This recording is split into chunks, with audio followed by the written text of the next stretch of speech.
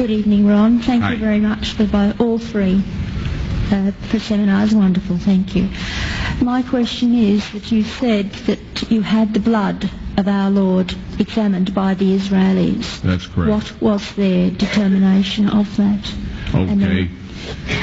Now, we won't be able to take second questions. I'm sorry if you're on your second one, please just step out. I love you, but we're running out of time. Real quickly, okay. Dried blood is dead blood. Everybody knows that, all right? They can test the blood of the pharaohs, the mummies of the pharaohs, all right? There's certain things they can do. They cannot get a chromosome count by any method I'm familiar with, all right? Things keep changing. I don't profess to know everything. However, there's no way I know that you can get a chromosome count out of dead blood. You can get a DNA and some other things, but not a chromosome count, all right? That's done by living white blood cells. Now then, first of all, in this analysis, I took the blood into a laboratory in Israel. I asked one of the people I work with in antiquities, where is a good laboratory that does reliable work? And they said, such and such, such and such. I took it. I just said, please examine this blood and tell me what you can tell me about it. All right? They said, well, look, we're going to reconstitute it. We're going to put it in normal saline and keep it at body temperature for 72 hours with gentle swirling. All right? That's their business. That's great. I said, now I want to be there when you check it out. They said, fine. So I was back. They checked it out. I said, now, they said it's human blood. We can tell that. They did whatever tests they need to do.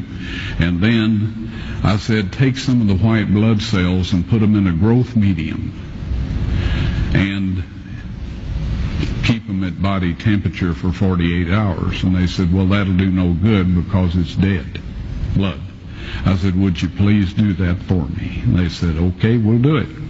So anyway, I said, I want to be there when you take it out and examine it. So I was back there. They took it out, examined it under a microscope, and the one technician called the other one over there, and then they called the boss over there, and they were talking Hebrew a mile a minute there for a little bit, and they looked at me and they said, Mr. Wyatt, this human blood only has 24 chromosomes in it.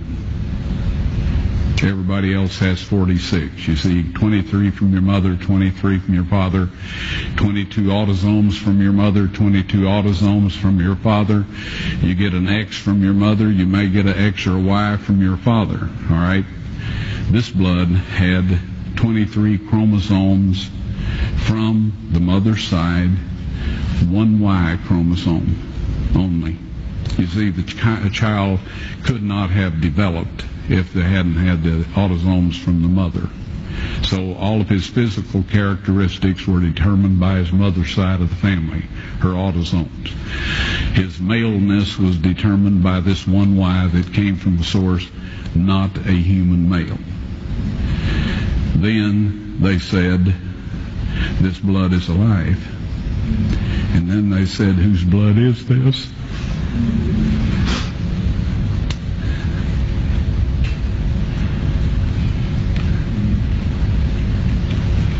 I said, it's the blood of your Messiah.